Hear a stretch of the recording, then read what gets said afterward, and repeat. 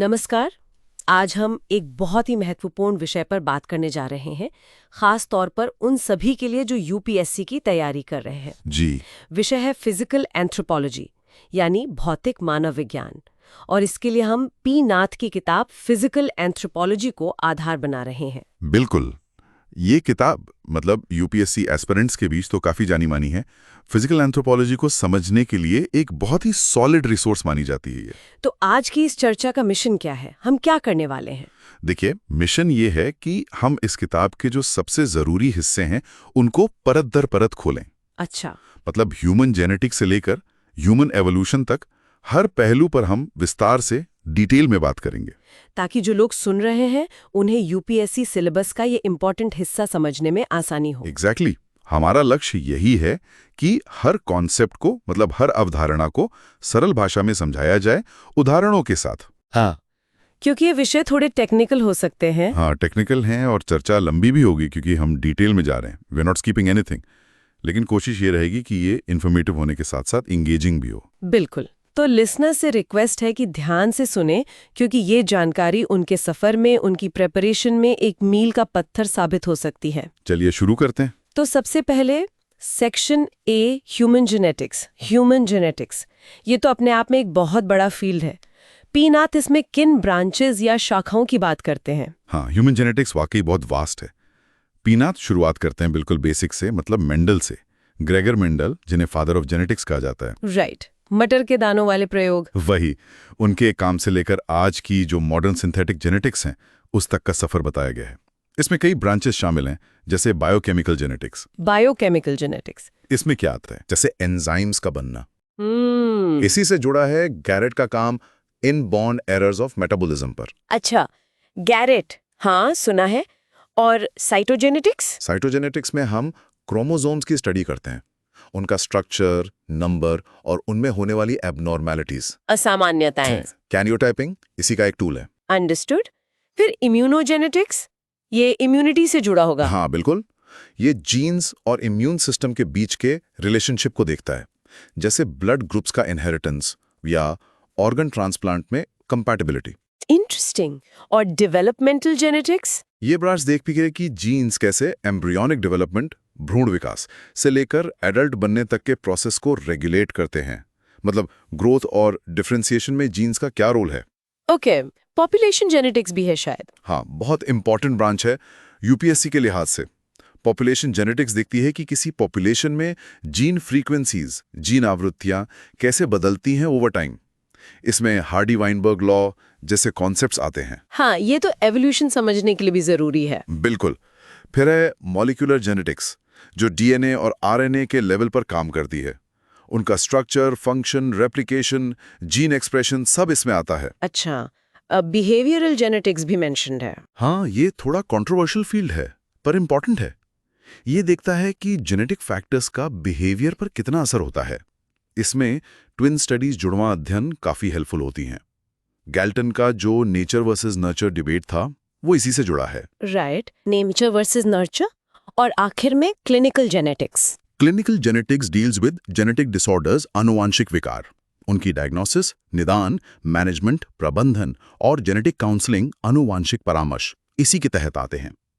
तो ये सब ब्रांचेस मिलकर ह्यूमन जेनेटिक्स का पूरा स्पेक्ट्रम कवर करती हैं। काफी कॉम्प्रिहेंसिव है ये तो। अब आते हैं जेनेटिक मटेरियल पर। डीएनए और आरएनए, इनके स्ट्रक्चर के बारे में क्या बताते हैं पीना? वो वाटसन क्रिक मॉडल को डिटेल में समझाते हैं। डीएनए का डबल हीलिक्स स्ट्रक्चर, 2 स्ट्रैंड्स का एंटी पैरेलल होना, base pairing rules, eighty, GC, ये सब।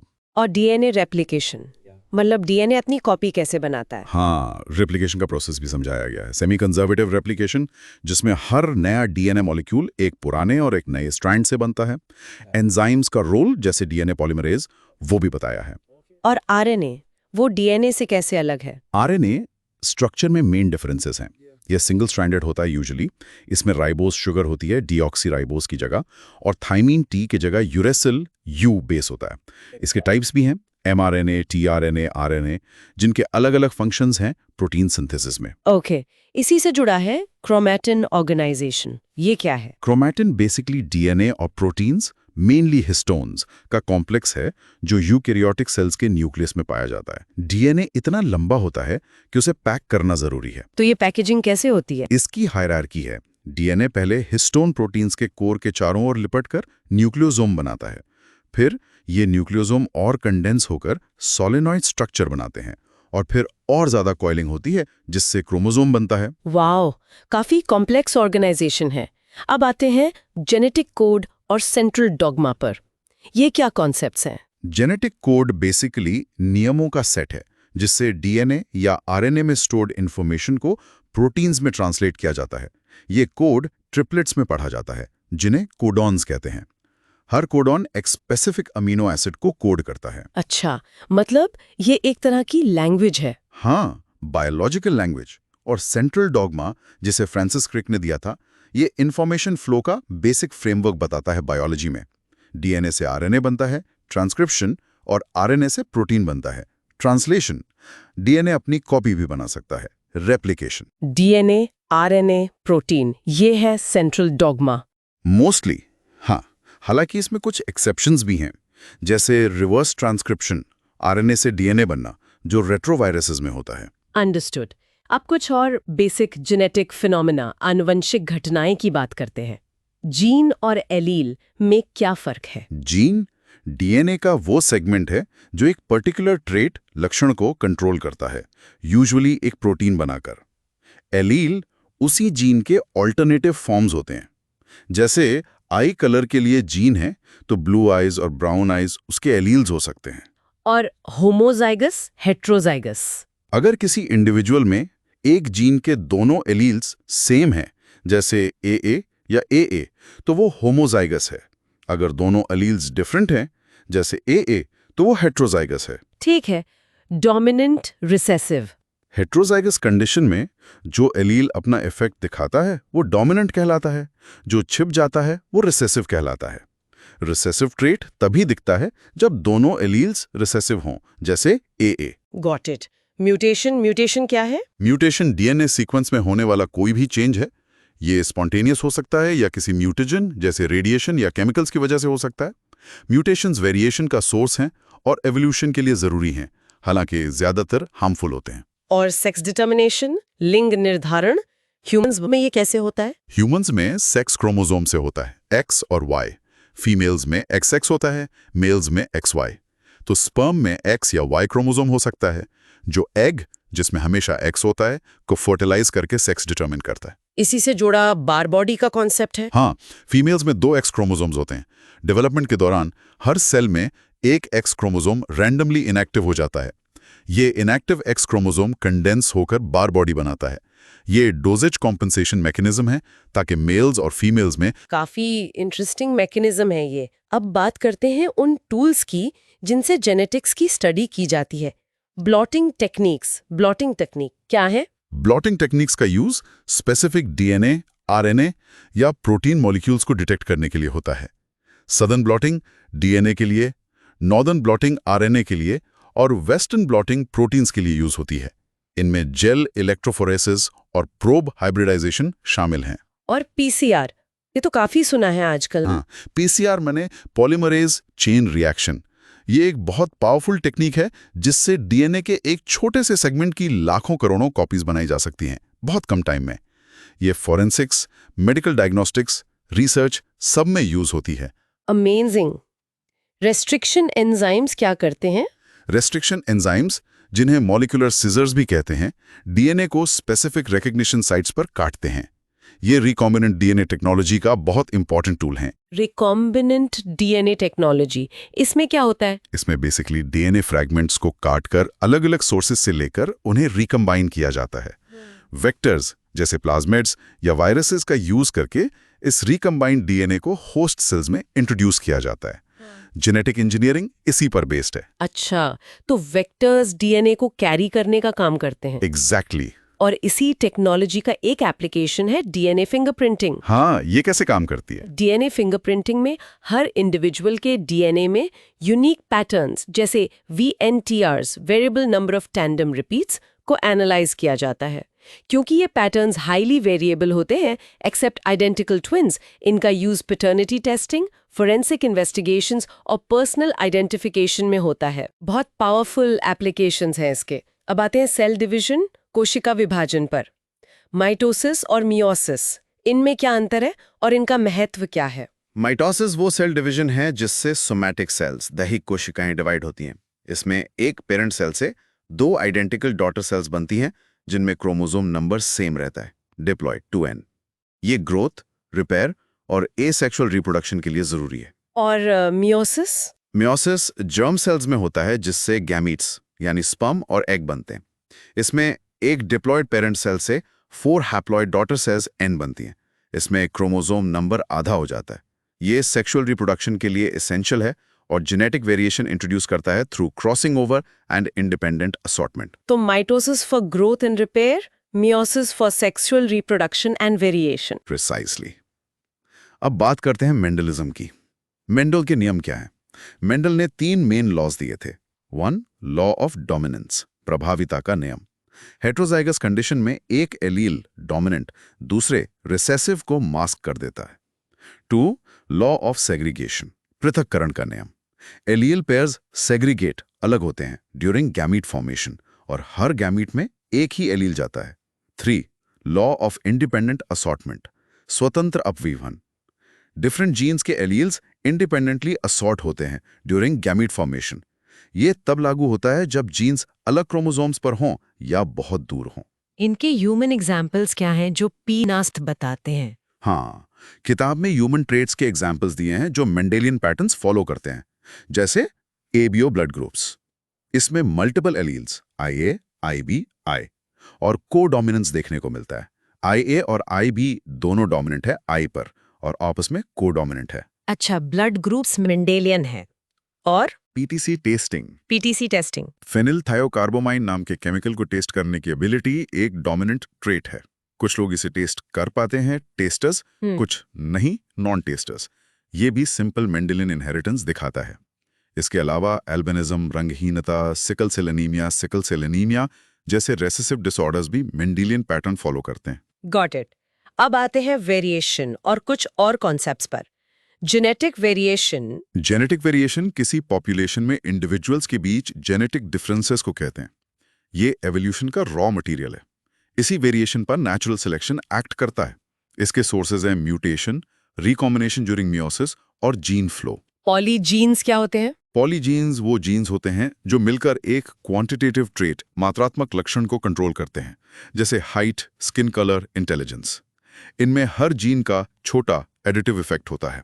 इनका इनहेरिटेंस सिंपल मेंडेलियन नहीं होता, बल्कि कॉम्प्लेक्स होता है और एनवायरनमेंट का भी असर पड़ता है। अच्छा, तो हाइट जैसा ट्रेट सिंगल जीन से नहीं, पॉलीजीन से कंट्रोल होता है? हाँ, मल्टीपल एलील्स का कॉन्सेप्ट हमने ब्लड ग्रुप्स में देखा।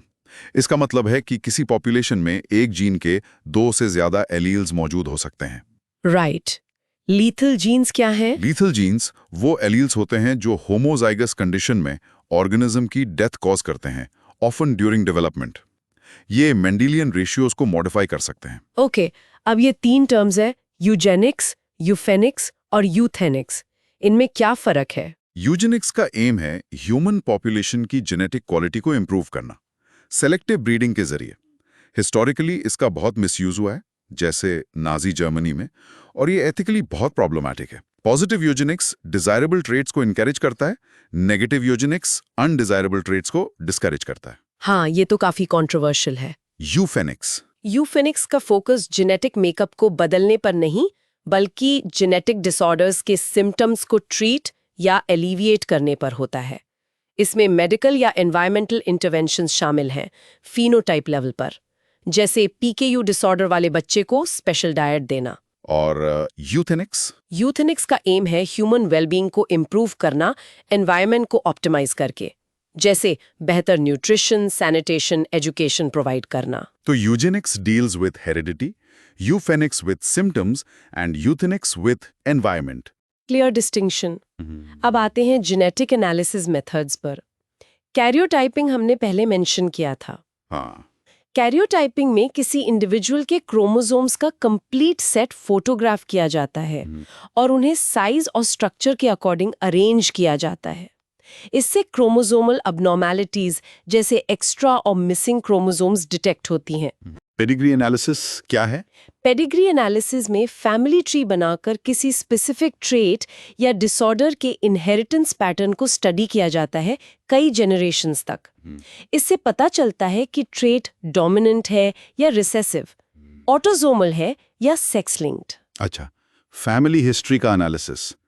ट्विन स्टडीज का क्या रोल है? ट्विन स्टडीज, खासकर आइडेंटिकल ट्विन्स, मोनोजाइगोटिक जो जेनेटिकली आइडेंटिकल होते हैं, और फ्रेटर्नल ट्विन्स, डाइजाइगोटिक जो जेनेटिकली सिबलिंग्स जैसे होते हैं, की comparison nature versus nurture debate में बहुत यूजफुल है। इससे पता लगाने में मदद मिलती है कि किसी ट्रेट में जेनेटिक फैक्टर्स का कितना कंट्रीब्यूशन है और एनवायरमेंटल फैक्टर्स का कितना। राइट। बायोकेमिकल एनालिसिस कैसे हेल्प करता है? बायोकेमिकल एनालिसिस से स्पेसिफिक प्रोटीन्स या एंजाइम्स के लेवल्स या एक्टिविटी को मेजर किया जा सकता है। इससे कई मेटाबॉलिक डिसऑर्डर्स का पता लगाया जा सकता है जहां कोई एंजाइम मिसिंग या डिफेक्टिव होता है। Got it. अब बात करते हैं जेनेटिक डिसऑर्डर्स, आनुवंशिक विकारों और उनसे जुड़े इश्यूज की। कुछ कॉमन जेनेटिक डिसऑर्डर्स कौन से हैं? बहुत सारे हैं। सिंगल जीन डिसऑर्डर्स में आते हैं cystic fibrosis, sickle cell anaemia, Huntington's disease, haemophilia. Chromosomal disorders में Down syndrome, trisomy 21, Klinefelter syndrome, XXY, Turner syndrome, XO शामिल हैं।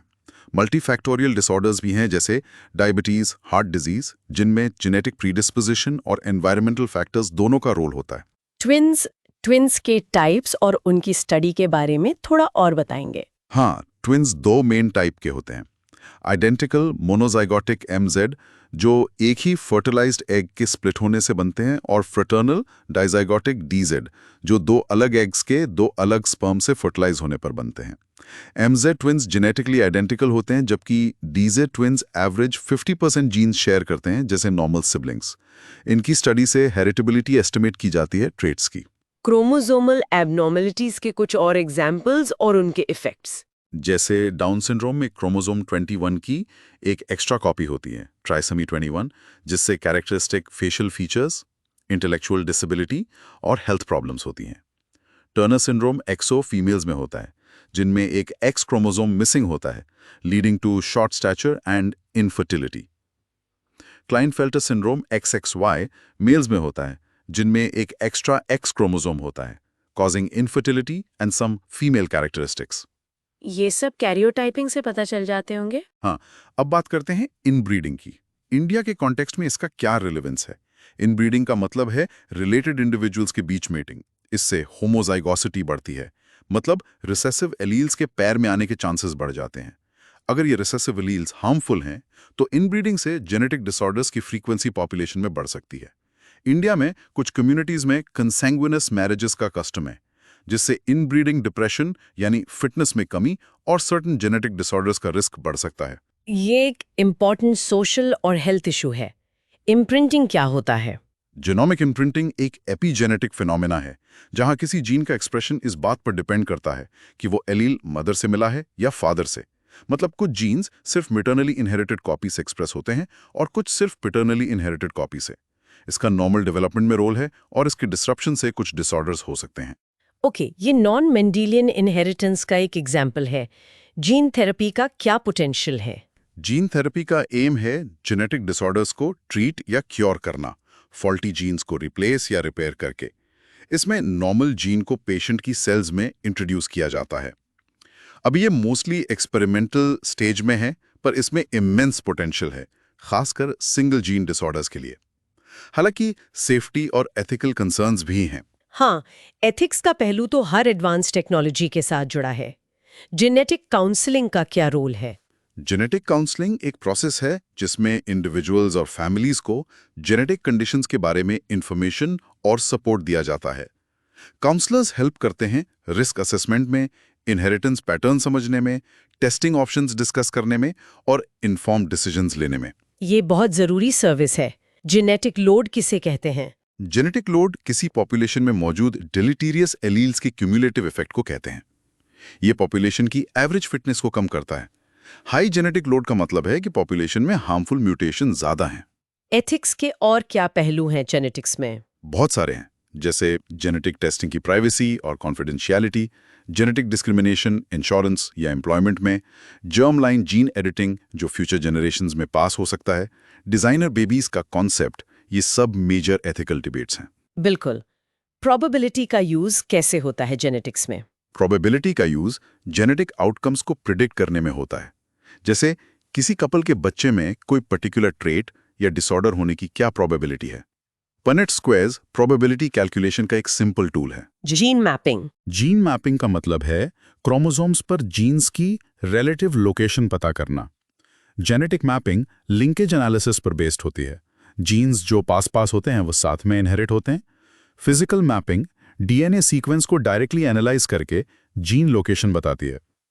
ह्यूमन जीनोम प्रोजेक्ट ने ह्यूमन जीन्स की मैपिंग में बहुत बड़ा कंट्रीब्यूशन दिया है। Human genome project, right? CRISPR क्या है? ये भी बहुत चर्चा में रहता है। क्रिस्पर Cas9 एक रेवोल्यूशनरी जीन एडिटिंग टूल है। ये डीएनए को बहुत प्रिसाइसली कट और मॉडिफाई करने की एबिलिटी देता है। इसका यूज रिसर्च में पोटेंशियल थेरेपीज डेवलप करने में हो रहा है, पर इसके ऑफ टारगेट इफेक्ट्स और जर्मलाइन एडिटिंग के एथिकल कंसर्न्स बहुत सीरियस हैं। एक्सट्रीमली पावरफुल टेक्नोलॉजी है ये। आखिर में जीनोमिक लाइब्रेरी। जीनोमिक लाइब्रेरी किसी ऑर्गेनिज्म के एंटायर जीनोम के क्लोन्ड डीएनए फ्रैगमेंट्स का कलेक्शन होता है। इसे बनाने के लिए ऑर्गेनिज्म के डीएनए को छोटे छोटे टुकड़ों में काटा जाता है और हर टुकड़े को एक वेक्टर में इंसर्ट करके होस्ट सेल्स जैसे बैक्टीरिया में क्लोन किया जाता है। ये जीनोम स्टडी करने के लिए एक रिसोर्स है। वाओ! ह्यूमन जेनेटिक्स का ये सेक्शन तो वाकई बहुत डिटेल्ड और कॉम्प्रिहेंसिव था। हमने A1 से लेकर A24 तक सारे पॉइंट्स कवर कर लिए। हाँ, पीनाथ ने इसे काफी विस्तार से कवर किया है, एंड राइटली सो, क्योंकि ये फिजिकल एंथ्रोपोलॉजी का फाउंडेशन है। बिल्कुल। अब हम अगले सेक्शन पर चलते हैं, section B, organic evolution. Organic evolution, life की उत्पत्ति, ओरिजिन ऑफ लाइफ। इसके बारे में क्या थ्योरीज है? पी नाथ ओपारेन हेल्डाइन थियरी पर फोकस करते हैं। इस थियरी के अनुसार लाइफ की उत्पत्ति नॉन लिविंग ऑर्गेनिक मॉलिक्यूल्स से हुई है, अर्ली अर्थ के रिड्यूसिंग एटमॉस्फेयर में। एनर्जी सोर्सेज जैसे लाइटनिंग या यूवी रेडिएशन ने सिंपल इनऑर्गेनिक मॉलिक्यूल से कॉम्प्लेक्स ऑर्गेनिक मॉलिक्यूल जैसे अमाइनो एसिड्स, न्यूक्लियोटाइड्स बनवाए, जो प्राइमोर्डियल सूप में अक्यूमुलेट हुए। और मिलर यूरे एक्सपेरिमेंट। हाँ, मिलर और यूरे ने 1950s में इस थियरी को एक्सपेरिमेंटली टेस्ट किया। उन्होंने अर्ली अर्थ की कंडीशंस को लैब में सिमुलेट किया और पाया कि अमाइनो एसिड जैसे ऑर्गेनिक मॉलिक्यूल स्पॉन्टेनियसली बन सकते हैं। ये ओपारेन हेल्डाइन हाइपोथेसिस के लिए स्ट्रॉन्ग सपोर्ट था। राइट। आरएनए वर्ल्ड हाइपोथेसिस क्या है? आरएनए वर्ल्ड हाइपोथेसिस सजेस्ट करता है कि लाइफ की शुरुआत में आरएनए जेनेटिक मटेरियल और कैटालिटिक मॉलिक्यूल राइबोजाइम दोनों का काम करता था, डीएनए और प्रोटीन से पहले। मतलब आरएनए बेस्ड लाइफ पहले आई होगी। Interesting idea. अब आते हैं एवोल्यूशन के एविडेंसेस पर। पीनाथ, किन प्रमाणों की बात करते हैं? कई तरह के एविडेंसेस हैं। सबसे इंपॉर्टेंट है फॉसिल्स, जीवाश्म। फॉसिल रिकॉर्ड दिखाता है कि लाइफ फॉर्म्स टाइम के साथ कैसे बदली हैं, और इंटरमीडिएट फॉर्म्स जैसे आर्कियोप्टेरिक्स, रेप्टाइल और बर्ड के बीच एवोल्यूशन का डायरेक्ट एविडेंस देते हैं। और कंपैरेटिव एनाटॉमी? हाँ, इसमें होमोलॉगस स्ट्रक्चर्स आती हैं, वो ऑर्गन्स जिनकी अंडरलाइंग स्ट्रक्चर सेम होती है कॉमन एंसेस्ट्री की वजह से, पर फंक्शन डिफरेंट हो सकता है, जैसे human arm, bat wing, well flipper. Analogous structures वो होती हैं जिनका फंक्शन सेम होता है पर स्ट्रक्चर और ओरिजिन डिफरेंट होता है कन्वर्जेंट एवोल्यूशन की वजह से, जैसे इंसेक्ट विंग और बर्ड विंग। वेस्टिजियल ऑर्गन्स जैसे ह्यूमन अपेंडिक्स भी एवोल्यूशन का एविडेंस है। एम्ब्रियोलॉजी से क्या एविडेंस मिलता है? और अर्ली डेवलपमेंटल स्टेजेस में डिफरेंट वर्टिब्रेट्स के एम्ब्रियोज में सिमिलैरिटीज देखी जाती हैं, जैसे गिल स्लिट्स, टेल, जो कॉमन इंसेस्ट्री की तरफ इशारा करती हैं। हैकल का फ्रेज था ऑन्टोजनी रिकैप्चुलेट्स फाइलोजनी। हालांकि ये ओवर सिंप्लीफिकेशन है, पर बेसिक आइडिया रिलेवेंट है। बायोजियोग्राफी, ये स्पीशीज के ज्योग्राफिकल डिस्ट्रीब्यूशन को स्टडी करता है, जैसे आइलैंड्स पर यूनिक स्पीशीज का पाया जाना, जैसे डार्विन्स फिंचेस ऑन गैलापेगोस, या कॉन्टिनेंट्स के ड्रिफ्ट होने से रिलेटेड स्पीशीज का अलग अलग जगहों पर मिलना। ये सब एवोल्यूशन और कॉमन डिसेंट को सपोर्ट करता है। और जेनेटिक्स तो है ही। Absolutely. DNA sequence comparison, protein similarities, universal genetic code, ये सब कॉमन एंसेस्ट्री का सबसे स्ट्रॉन्ग एविडेंस देते हैं मॉलिक्यूलर लेवल पर। तो ये सब मिलकर एवोल्यूशन की पिक्चर बनाते हैं। अब आते हैं थ्योरीज पर। लमार्किज्म क्या था? लमार्क ने 2 मेन आइडियाज दिए थे, यूज एंड डिसयूज, अंगों का उपयोग और अनुपयोग। जिन ऑर्गन्स का ज्यादा यूज होता है वो डेवलप होते हैं, जिनका नहीं होता वो डीजनरेट हो जाते हैं। और दूसरा, इनहेरिटेंस ऑफ अक्वायर्ड कैरेक्टरिस्टिक्स, उपार्जित लक्षणों की वंशागति। लाइफ टाइम में अक्वायर किए गए चेंजेस अगली जनरेशन में पास होते हैं। ये थ्योरी अब एक्सेप्टेड नहीं है ना? हाँ, इनहेरिटेंस ऑफ अक्वायर्ड कैरेक्टरिस्टिक्स का कोई सॉलिड एविडेंस नहीं मिला। ऑगस्ट वीजमैन के एक्सपेरिमेंट्स चूहों की पूंछ काटना ने इसे डिस्प्रूव किया था। जर्म प्लाज्म थियरी ने बताया कि इनहेरिटेंस सिर्फ जर्म सेल्स के थ्रू होता है, सोमैटिक सेल्स में चेंजेस पास नहीं होते। फिर आया डार्विनिज्म, डार्विनवाद, बेस्ड ऑन नेचुरल सिलेक्शन, प्राकृतिक चयन। हाँ, डार्विन और अल्फ्रेड रसल वॉलिस ने इंडिपेंडेंटली नेचुरल सिलेक्शन का कॉन्सेप्ट दिया। इसके मेन पॉइंट्स हैं: ओवर प्रोडक्शन, जीव जरूरत से ज्यादा ऑफस्प्रिंग पैदा करते हैं; वेरिएशन, पॉपुलेशन में वेरिएशंस होती हैं; struggle for existence, resources limited हैं तो कंपटीशन होता है; सर्वाइवल ऑफ द फिटेस्ट, जिन इंडिविजुअल्स में एनवायरनमेंट के लिए फेवरेबल वेरिएशंस होती हैं वो ज्यादा सर्वाइव और रिप्रोड्यूस करते हैं; और इनहेरिटेंस, फेवरेबल वेरिएशंस अगली जनरेशन में पास होती हैं, leading to gradual change over time. Evolution, ये तो बहुत लॉजिकल फ्रेमवर्क था। हाँ, इसने बायोलॉजी को रेवोल्यूशनाइज कर दिया। पर डार्विन वेरिएशन का सोर्स और इनहेरिटेंस का मैकेनिज्म नहीं समझा पाए थे। यहीं पर नियो डार्विनिज्म, नियो डार्विनवाद या सिंथेटिक थ्योरी आती है। ये मानती है कि एवोल्यूशन पॉपुलेशन लेवल पर होता है, जीन फ्रीक्वेंसी में चेंज, वेरिएशन का मेन सोर्स म्यूटेशन और रिकॉम्बिनेशन है, और एवोल्यूशन के मेन ड्राइविंग फोर्सेस हैं natural selection, genetic drift, gene flow और म्यूटेशन। तो ये मॉडर्न अंडरस्टैंडिंग है एवोल्यूशन की। हाँ, ये करंट एक्सेप्टेड थियरी है। अब बात करते हैं मैकेनिज्म्स ऑफ एवोल्यूशन की। Micro evolution versus macro evolution. Micro evolution refers to small scale changes in allele frequencies within a population over short periods. ये observable है। Macro evolution refers to large scale evolutionary changes over long periods, leading to the formation of new species and higher taxonomic groups. ये micro evolutionary processes का cumulative result माना जाता है। Hardy-Weinberg law का क्या role है इसमें? हार्डी-वाइनबर्ग लॉ एक प्रिंसिपल है जो कहता है कि एक लार्ज रैंडमली मेटिंग पॉपुलेशन में अलील और जीनोटाइप फ्रीक्वेंसीज कांस्टेंट रहेंगी जनरेशन आफ्टर जनरेशन, अगर एवोल्यूशनरी इन्फ्लुएंसेस जैसे mutation, selection, drift, migration, non random mating absent हों। ये एक बेसलाइन या नल हाइपोथेसिस प्रोवाइड करता है एवोल्यूशन को स्टडी करने के लिए। अगर फ्रीक्वेंसीज चेंज हो रही हैं तो मतलब एवोल्यूशन हो रहा है। अच्छा, तो ये इक्विलिब्रियम की कंडीशन बताता है। हाँ, सिंथेटिक थ्योरी हमने डिस्कस कर ली। पॉलीमॉर्फिज्म क्या है? पॉलीमॉर्फिज्म का मतलब है किसी पॉपुलेशन में एक ट्रेट के 2 या ज्यादा क्लियरली डिफरेंट फॉर्म्स का कोएग्जिस्टेंस, जैसे ह्यूमन एबीओ ब्लड ग्रुप्स।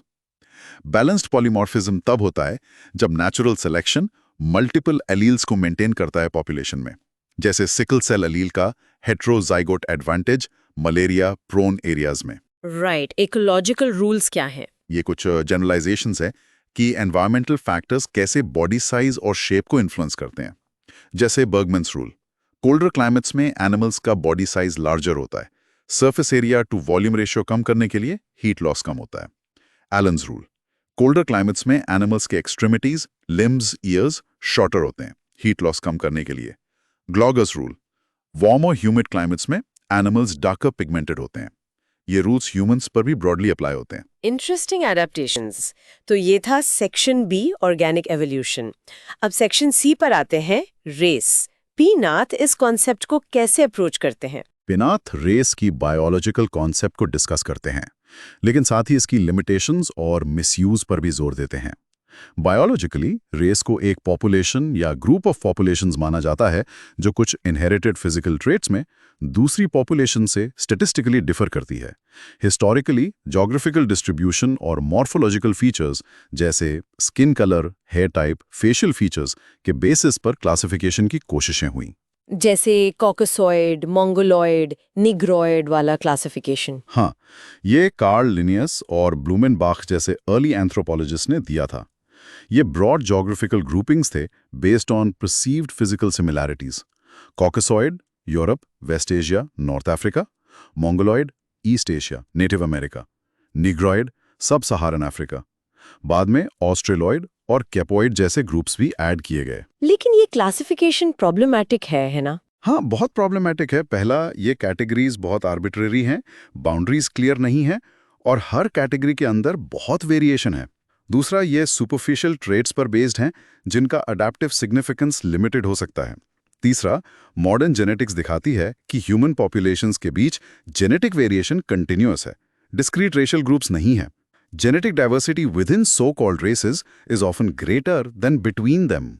तो जेनेटिक क्राइटेरिया क्या है रेस को डिफाइन करने के? जेनेटिक मार्कर्स जैसे blood groups, ABO, RH, etcetera और दूसरे प्रोटीन पॉलीमॉर्फिज्म्स की फ्रीक्वेंसीज पॉपुलेशंस में डिफर करती हैं। Modern studies DNA variations like SNPs, single nucleotide polymorphisms, microsatellites को देखती हैं। इनसे पॉपुलेशन हिस्ट्री, माइग्रेशंस और रिलेशनशिप्स का पता चलता है, लेकिन ये डिस्टिंक्ट रेशियल बाउंड्रीज डिफाइन नहीं करते। जेनेटिक डिस्टेंस मैप बना सकते हैं, पर वो क्लस्टर्स फजी होते हैं। तो क्या रेस एक बायोलॉजिकल रियलिटी है या सोशल कॉन्स्ट्रक्ट? ये कॉम्प्लेक्स डिबेट है। पिया नाथ और ज्यादातर मॉडर्न एंथ्रोपोलॉजिस्ट मानते हैं कि race as discrete biologically distinct groups is not a valid concept. Human variation is clinal, gradual change over geography. लेकिन रेस एक पावरफुल सोशल कॉन्स्ट्रक्ट जरूर है जिसका रियल वर्ल्ड इम्पैक्ट होता है, डिस्क्रिमिनेशन और इनइक्वालिटी के रूप में। यहीं पर रेसिज्म, नस्लवाद का मिथ आता है। एग्जैक्टली। रेसिज्म ये बिलीफ है कि सर्टेन रेसेस इनहेरेंटली सुपीरियर या इंफीरियर हैं दूसरों से, based on supposed biological differences. Scientific evidence इस आइडिया को कंप्लीटली रिजेक्ट करता है। ह्यूमन पॉपुलेशंस के बीच एवरेज जेनेटिक डिफरेंसेस बहुत स्मॉल हैं और इंटेलिजेंस या बिहेवियर जैसे कॉम्प्लेक्स ट्रेट्स किसी रेस से लिंक्ड नहीं हैं। Racism is scientifically baseless and socially destructive. पिया नाथ इस मिथ को डिबंक करते हैं। ये जानना बहुत जरूरी है। तो रेस का कॉन्सेप्ट बायोलॉजिकली लिमिटेड है और सोशली लोडेड है। प्रिसाइसली। फिजिकल एंथ्रोपोलॉजी अब ह्यूमन वेरिएशन और अडैप्टेशन पर फोकस करती है, रेशियल क्लासिफिकेशन पर नहीं। ठीक है, अब चलते हैं section D, growth and development, वृद्धि और विकास पर। ग्रोथ के स्टेजेस कौन कौन से हैं? पीनाथ ह्यूमन लाइफ साइकिल को डिफरेंट स्टेजेस में डिवाइड करते हैं। पहला है प्रीनेटल स्टेज, प्रसव पूर्वावस्था, कंसेप्शन से बर्थ तक। इसमें रैपिड ग्रोथ और डिफरेंशिएशन होता है। फिर इन्फेंसी, शैशवावस्था, बर्थ से वीनिंग तक। फिर चाइल्डहुड, बचपन, वीनिंग से प्यूबर्टी तक। इसमें मॉडरेट ग्रोथ और ब्रेन डेवलपमेंट होता है।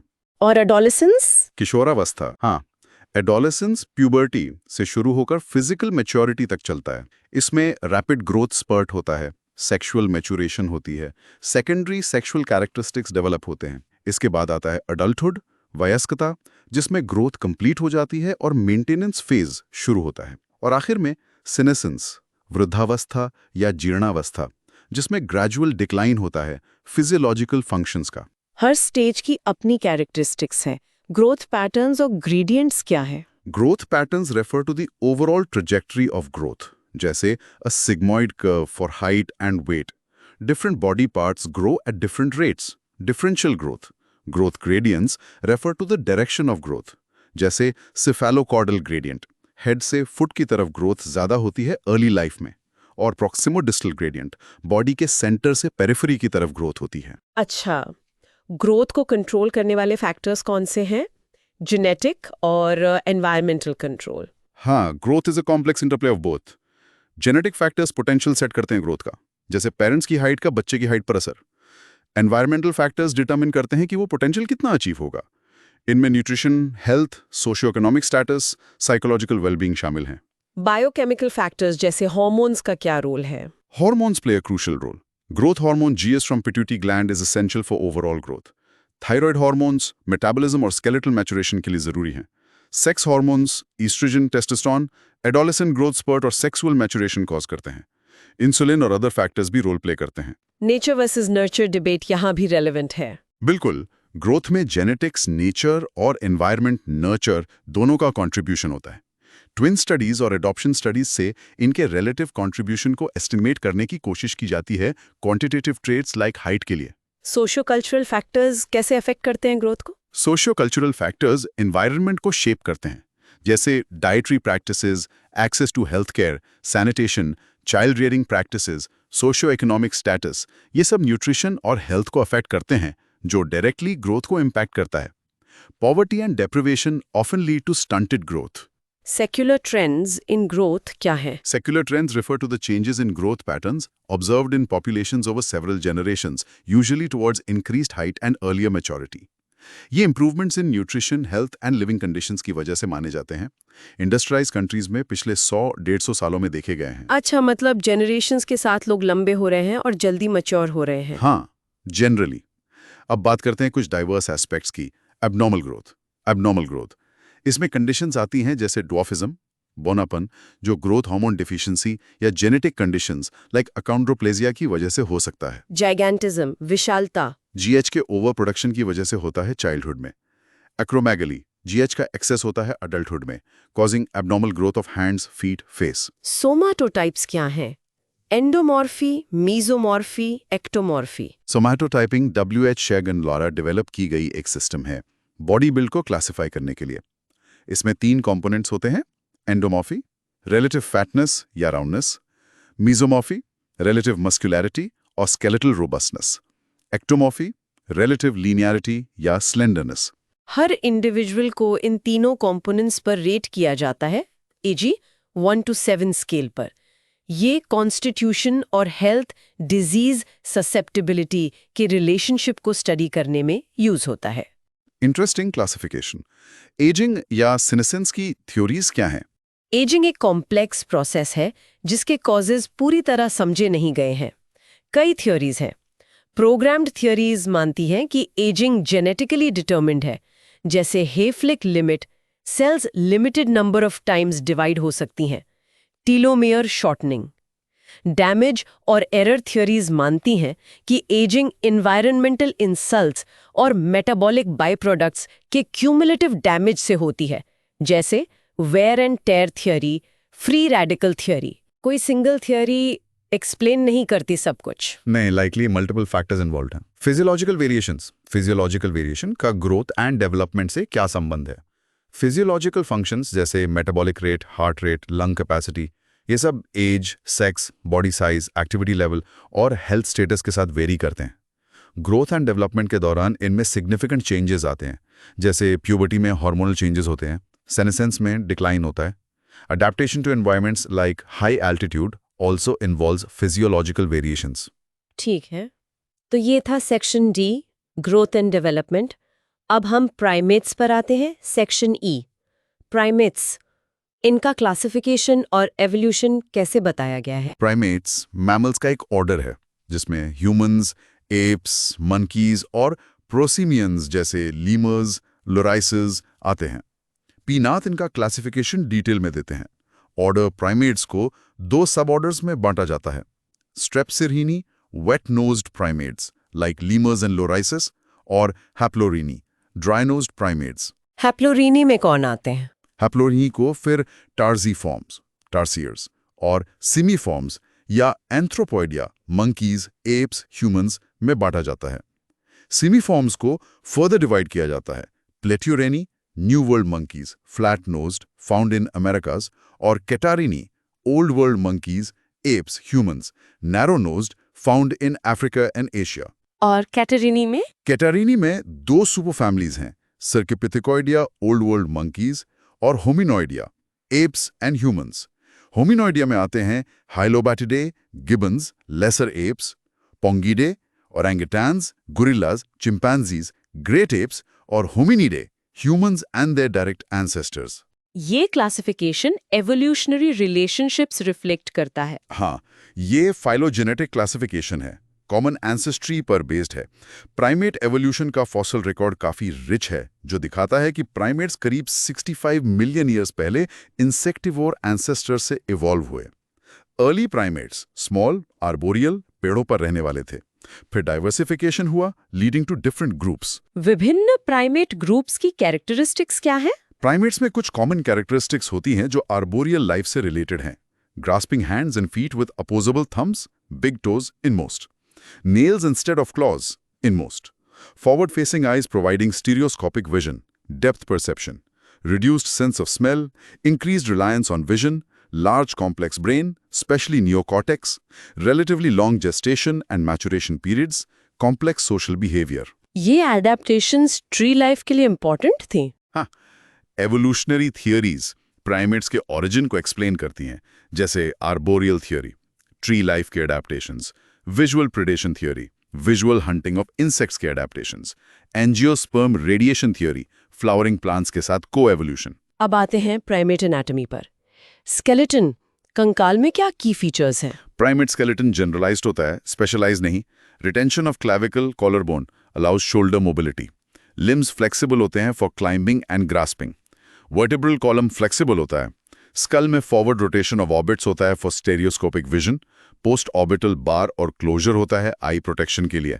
फोरामन मैग्नम, जहां स्पाइनल कॉर्ड जुड़ती है, tends to be more forwardly placed in apes and specially humans, indicating upright posture. Hand और फुट के adaptations? Primate hand and foot prehensile होते हैं, पकड़ने में सक्षम होते हैं। 5 डिजिट्स होते हैं।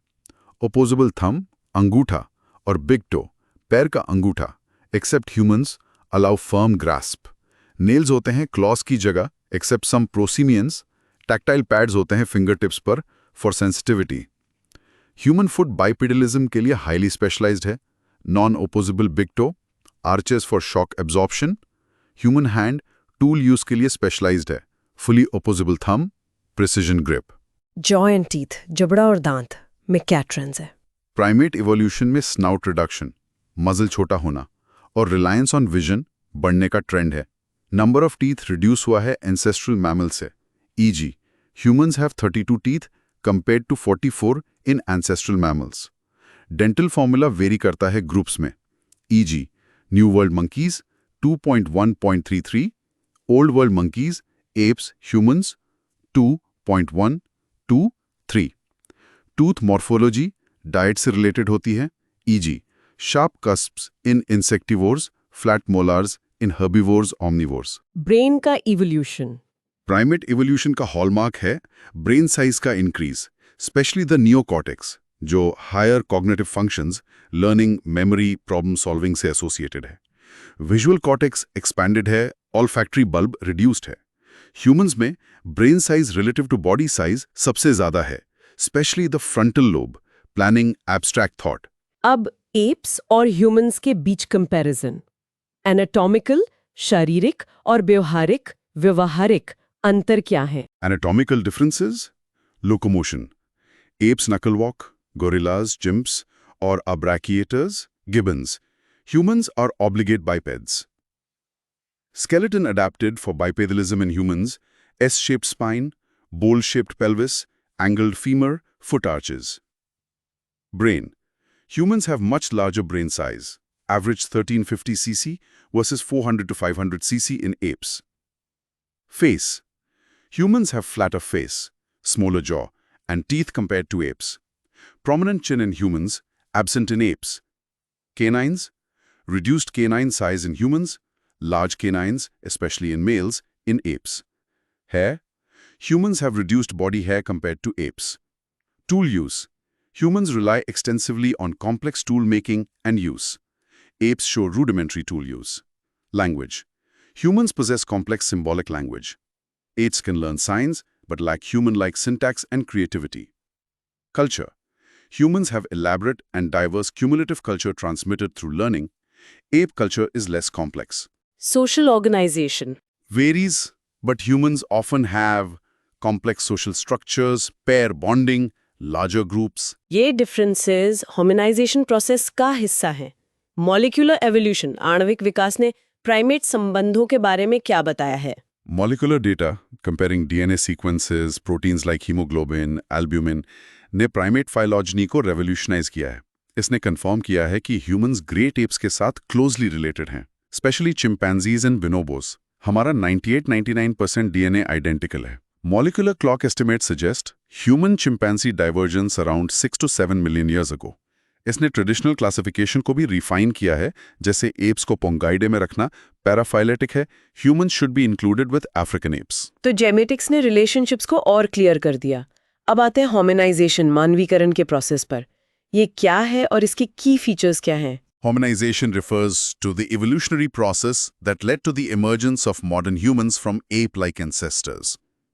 It involves a complex interplay of anatomical, physiological, behavioral, and cultural changes. Key features include bipedalism, habitual upright walking on two legs. ये सबसे early hominin adaptation मानी जाती है. इसके skeletal evidences, pelvis, femur, foot, foramen magnum position में मिलते हैं. Tool use and manufacture. Increasing reliance on tools, starting from simple old one tools, Homo habilis, to complex Chulian Homo erectus and later technologies. Brain expansion or encephalization. Significant increase in brain size relative to body size, especially in the genus Homo. ये cognitive abilities, language, complex behavior से जुड़ा है. Dental changes. Reduction in canine size, changes in molar shape, thicker enamel related to dietary shifts, language origin, development of complex symbolic communication, इसका direct fossil evidence नहीं है. But brain structure, Broca's, Wernicke's areas, hyoid bone shape, and culture complexity provide indirect clues. Culture, development of complex social learning, traditions, art, rituals. ये सब interconnected factors थे जो एक दूसरे को इन्फ्लुएंस कर रहे थे। बिल्कुल. बाइपेडलिज्म ने हैंड्स को फ्री किया टूल यूज के लिए, टूल यूज ने डाइट चेंज को पॉसिबल बनाया, मीट ईटिंग। बिल्कुल. बेटर डाइट ने ब्रेन एक्सपेंशन को सपोर्ट किया, लार्जर ब्रेन ने कॉम्प्लेक्स बिहेवियर और लैंग्वेज को इनेबल किया। ये एक पॉजिटिव फीडबैक लूप जैसा था। कमाल का प्रोसेस. तो ये था सेक्शन ई, प्राइमेट्स। अब सेक्शन एफ, इकोलॉजी, पारिस्थितिकी या ह्यूमन इकोलॉजी पर आते हैं।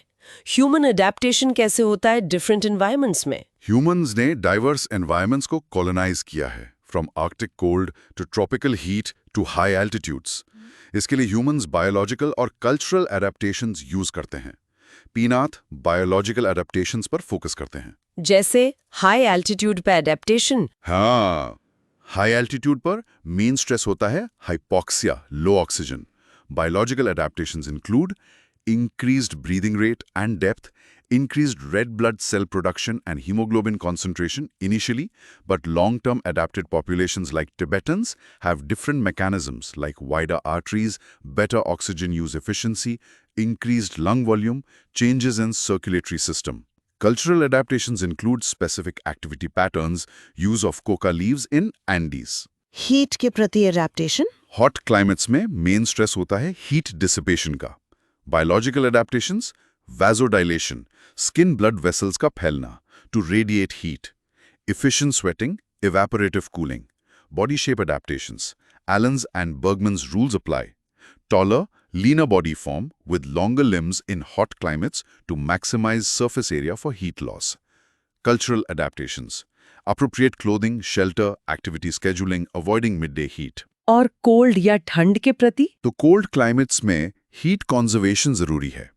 Biological adaptations, vasoconstriction, skin blood vessels का सिकुड़ना to reduce heat loss. Shivering, involuntary muscle contraction to generate heat.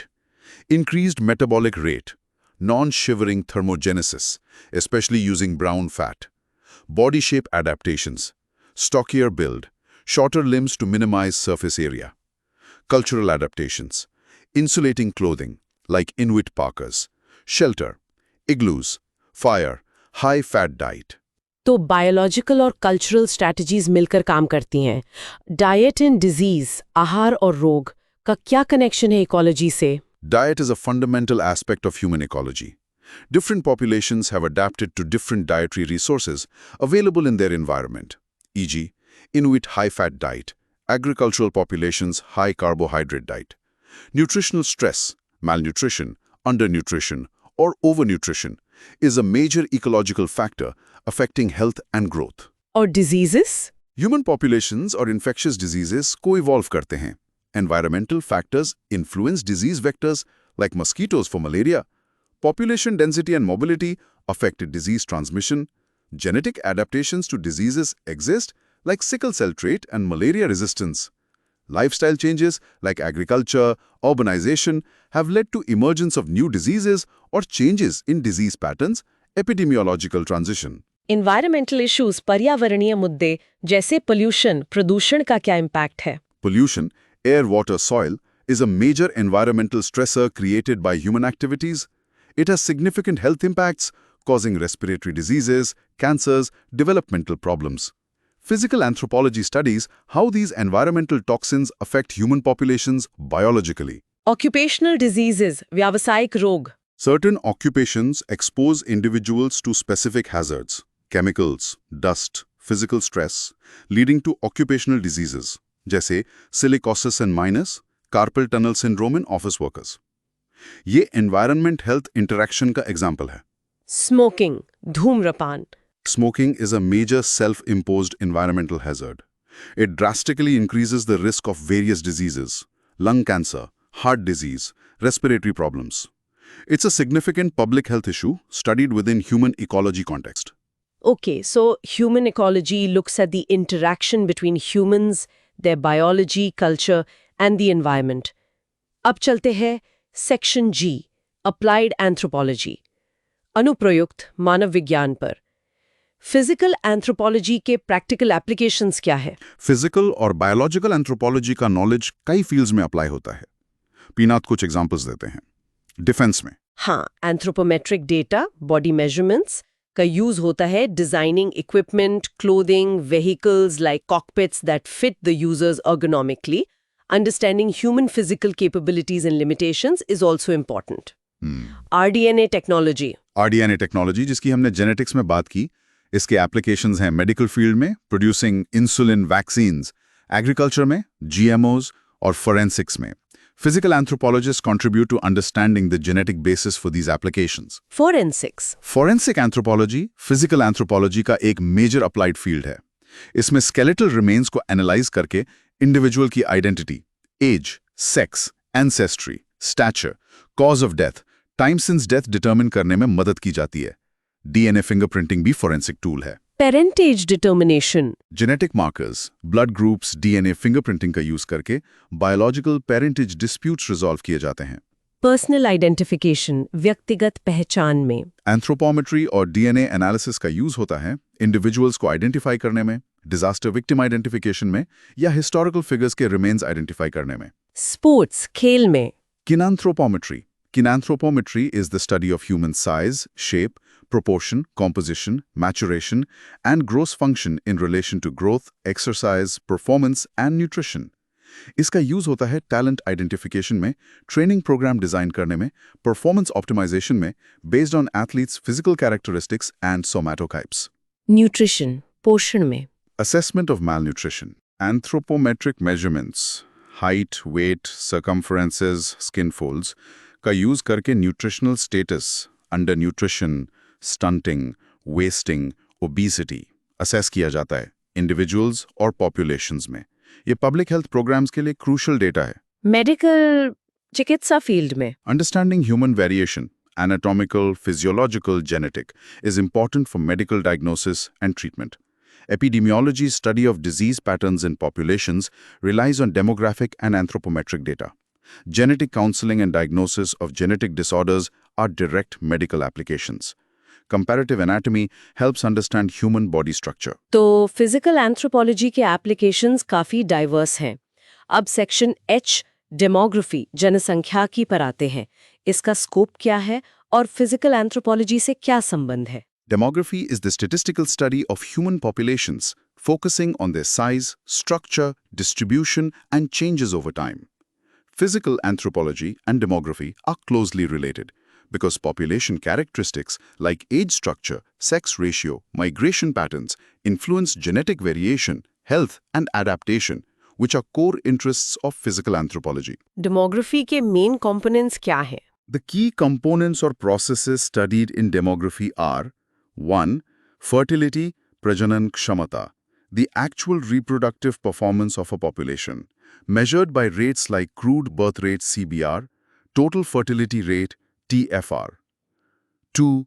Mortality, mrityudar, the frequency of deaths in a population, measured by rates like crude death rate CDR, infant mortality rate IMR, life expectancy. 3.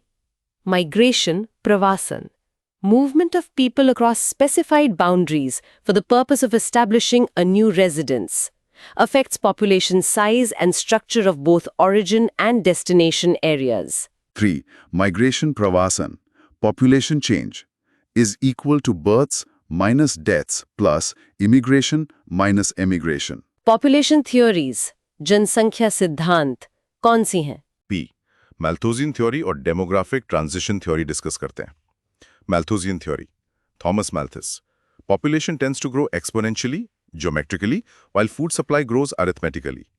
This leads to overpopulation and checks like famine, disease, war, positive checks, or delayed marriage, abstinence, preventive checks that limit population growth. ये काफी pessimistic view था. हाँ. Demographic transition theory describes the historical shift in birth rate and death rates as societies undergo industrialization and modernization. It has stages. Stage 1, high birth rate, high death rate, slow, stable growth. Stage 2, high birth rate, rapidly falling death rate, rapid population growth. Stage 3, falling birth rate, slowly falling death rate, slowing population growth. Stage 4, low birth rate, low death rate, slow, stable, declining growth. Sometimes stage 5, birth rate falls below death rate, population decline. ये model ज्यादातर developed countries के experience पर based है. हाँ. Differential fertility, विभेदक प्रजनन क्षमता के क्या कारण है? मतलब क्यों कुछ ग्रुप ज्यादा बच्चे पैदा करते हैं दूसरों से? Factors influencing differential fertility include socioeconomic status, lower SES, often associated with higher fertility, education level, especially female education, higher education linked to lower fertility, urban versus rural residents, rural areas often have higher fertility, religion and cultural norms, access to contraception and family planning services, infant and child mortality rates.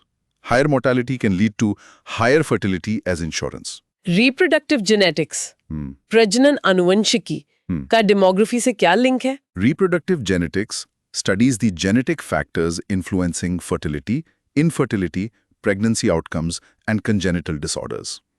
Genetic factors can affect age at menarche, menopause, sperm quality, risk of miscarriage, etc.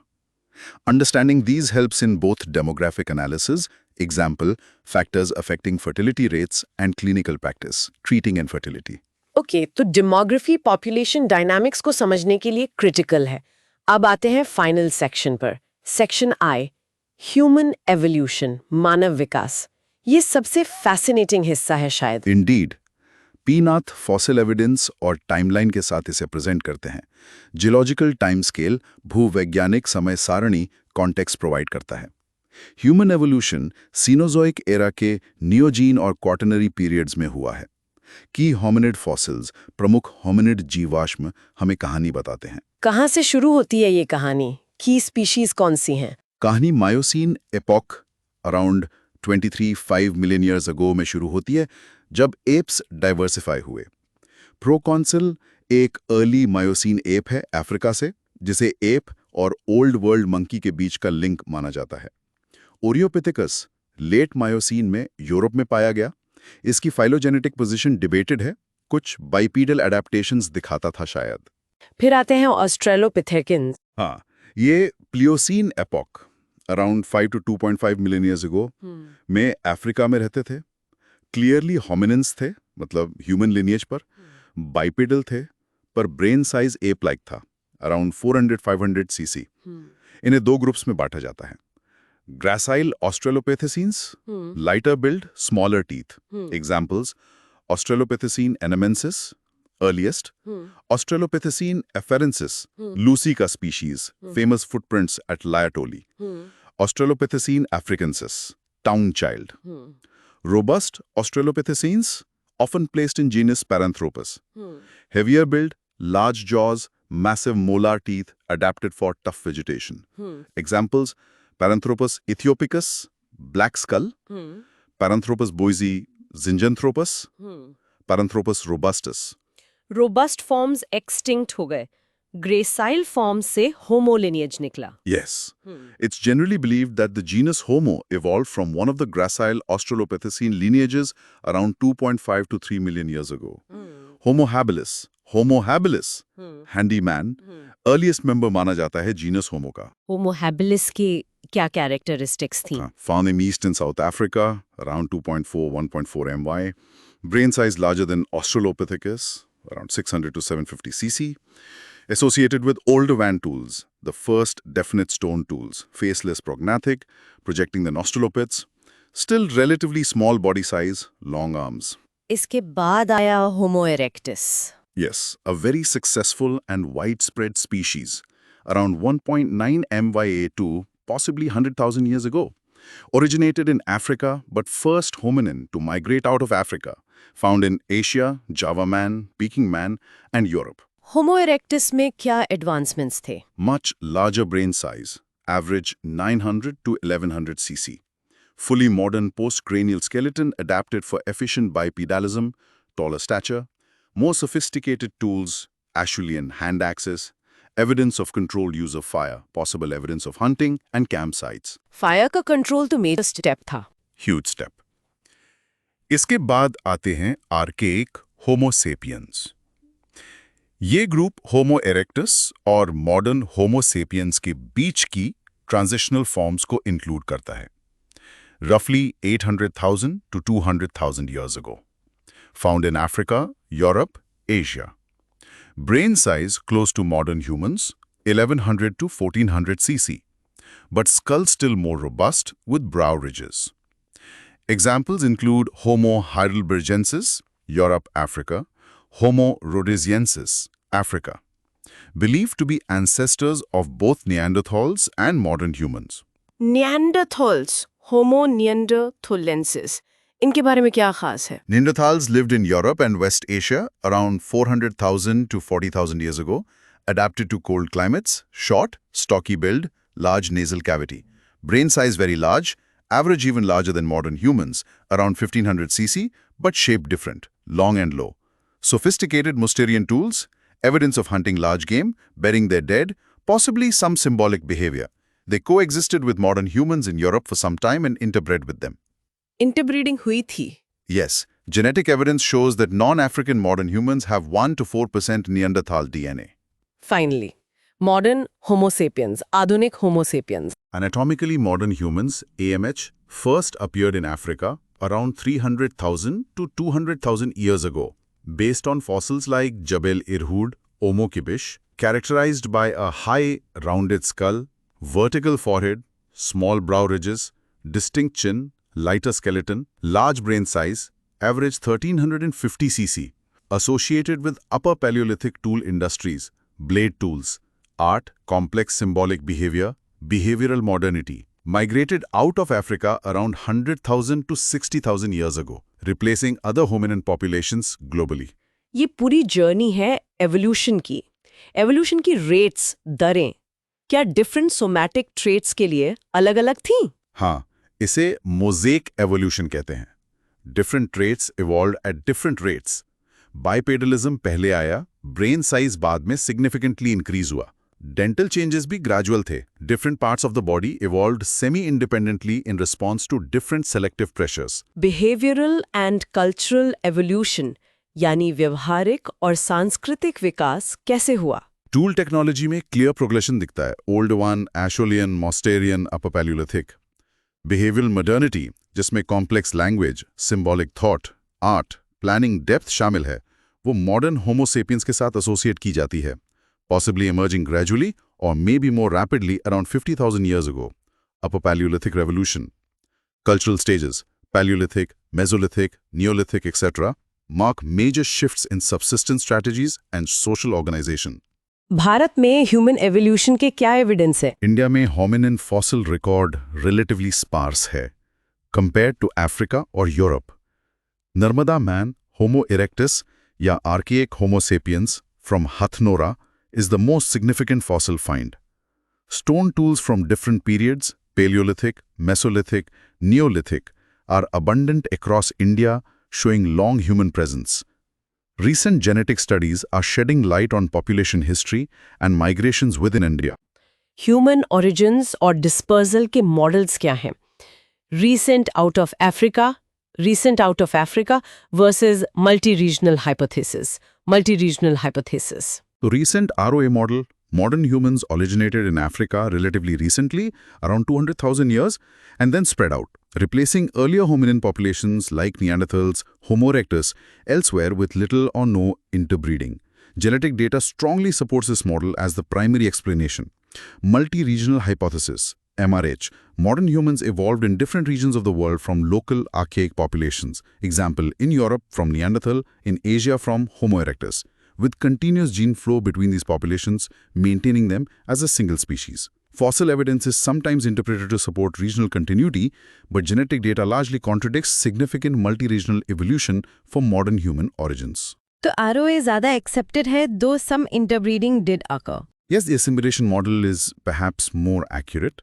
African origin with some assimilation interbreeding with local archaic populations. MRCA, most recent common ancestor, का concept क्या है? MRCA refers to the most recent individual from whom all individuals in a population are directly descended. For modern humans, mitochondrial Eve, matrilineal MRCA, is estimated to have lived in Africa around 150,000 to 200,000 years ago. Y-chromosomal Adam, patrilineal MRCA, also lived in Africa around that time or slightly earlier. These are not the only humans alive then, but the ones whose specific lineages, mitochondrial or Y chromosome, survived in everyone today. Recent finds, हालिया खोजें क्या हैं human evolution में? तो ये कहानी अभी भी लिखी जा रही है। Absolutely. Human evolution is a dynamic field of research. Wow, ये वाकई एक जबरदस्त और डिटेल सफर था फिजिकल एंथ्रोपोलॉजी की दुनिया में। पी नाथ की किताब के जरिए सेक्शन ए से लेकर सेक्शन आई तक हमने हर पहलू को छूने की कोशिश की। हाँ, हमने कोशिश की कि जो कोर कॉन्सेप्ट्स हैं जो यूपीएससी के लिहाज से बहुत इंपॉर्टेंट है, उन पर विस्तार से बात हो। तो अब इस पूरी चर्चा की मुख्य बातें, की टेकअवेज क्या है, लिसनर्स के लिए एक क्विक समरी। बिल्कुल। तो संक्षेप में कहें तो पहला, ह्यूमन जेनेटिक्स हमें हमारी विरासत यानी इनहेरिटेंस, वेरिएशन और बीमारियों के जेनेटिक बेसिस को समझने में मदद करती है। साथ ही मॉडर्न टूल्स जैसे जीन थेरेपी, क्रिस्पर, भविष्य की पॉसिबिलिटीज और एथिकल चैलेंजेस को हाईलाइट करते हैं। Right, genetics is fundamental. दूसरा, ऑर्गेनिक एवोल्यूशन, खास तौर पर नेचुरल सिलेक्शन और सिंथेटिक थ्योरी के माध्यम से हमें समझाता है कि लाइफ की इतनी डाइवर्सिटी कैसे पैदा हुई और स्पीशीज कैसे अडैप्ट करती हैं। हाँ, एवोल्यूशन का सेंट्रल थीम। तीसरा, रेस का कॉन्सेप्ट। हमने देखा कि बायोलॉजिकली ये एक लिमिटेड कॉन्सेप्ट है जिसमें जेनेटिक ओवरलैप बहुत ज्यादा है। डिस्क्रीट रेसेस नहीं है। रेसिज्म का कोई साइंटिफिक आधार नहीं है। एंथ्रोपोलॉजी अब ह्यूमन वेरिएशन और अडेप्टेशन पर फोकस करती है। Very important point. चौथा, ह्यूमन ग्रोथ एंड डेवलपमेंट, मानव वृद्धि और विकास। जेनेटिक्स, नेचर और एनवायरनमेंट, नर्चर के बीच का एक कॉम्प्लेक्स इंटरैक्शन है। प्रीनेटल स्टेज से सेनेसेंस तक, हार्मोन से लेकर सोशो कल्चरल फैक्टर्स तक सब अपना रोल प्ले करते हैं। Growth is complex. पांचवां, प्राइमेट्स जो हमारे सबसे करीबी रिश्तेदार हैं, उनकी स्टडी से हमें अपने एवोल्यूशनरी पास्ट, होमनाइजेशन प्रोसेस जैसे बाइपेडलिज्म, द्विपादवाद, ब्रेन एक्सपेंशन, मस्तिष्क विस्तार की इंसाइट्स मिलती हैं। मॉलिक्यूलर डेटा ने हमारे रिलेशनशिप्स को और क्लियर किया है। आवर क्लोजेस्ट किन। छठा, ह्यूमन इकोलॉजी हमें दिखाती है कि ह्यूमंस कैसे different environments, altitude, heat, cold के प्रति बायोलॉजिकली और कल्चरली अडैप्ट करते हैं। डाइट, डिजीज और एनवायरमेंटल इश्यूज जैसे पोल्यूशन भी इसी का हिस्सा है। एडेप्टेशन इज की। सातवां, अप्लाइड एंथ्रोपोलॉजी दर्शाती है कि फिजिकल एंथ्रोपोलॉजी का नॉलेज प्रैक्टिकल प्रॉब्लम सॉल्व करने में कैसे यूज होता है, फोरेंसिक्स से लेकर स्पोर्ट्स, न्यूट्रिशन और मेडिकल फील्ड्स तक। Practical relevance. आठवां, demography population dynamics, fertility, mortality, migration तो स्टडी करती है, जो फिजिकल एंथ्रोपोलॉजी के लिए इंपॉर्टेंट कॉन्टेक्स्ट प्रोवाइड करती है। Understanding populations. और नौवां, ह्यूमन इवोल्यूशन, मानव विकास की कहानी जो अफ्रीका में शुरू हुई एक लंबी यात्रा है। फॉसिल रिकॉर्ड और जेनेटिक्स हमें ऑस्ट्रालोपिथेकस से होमो सैपियंस तक के सफर के एविडेंस देते हैं। Recent out of Africa model currently best explanation है मॉडर्न ह्यूमन ओरिजिन्स का। Our own origin story. तो ये है मेन टेकअवेज इस एक्सटेंसिव डिस्कशन के। Fantastic summary. ये वाकई एक गहन यात्रा थी। फिजिकल एंथ्रोपोलॉजी को समझना सिर्फ यूपीएससी एग्जाम पास करने के लिए ही जरूरी नहीं है, बल्कि ये जानने के लिए भी कि हम इंसान कैसे बने, कैसे विकसित हुए, कैसे अडैप्ट करते हैं। ये विषय दुनिया और खुद को एक अलग नजरिए से देखने की शक्ति देता है। बिल्कुल।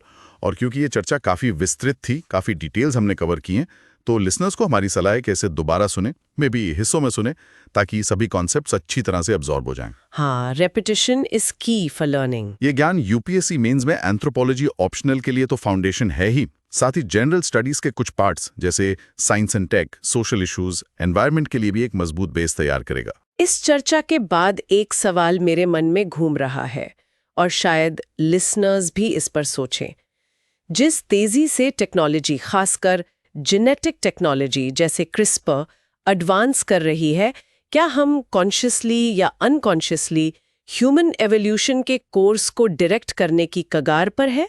क्या हम एवोल्यूशन के एक नए फेज में एंटर कर रहे हैं? That is indeed a profound question to ponder upon. The ethical and long-term implications are immense. ये सोचने वाली बात है।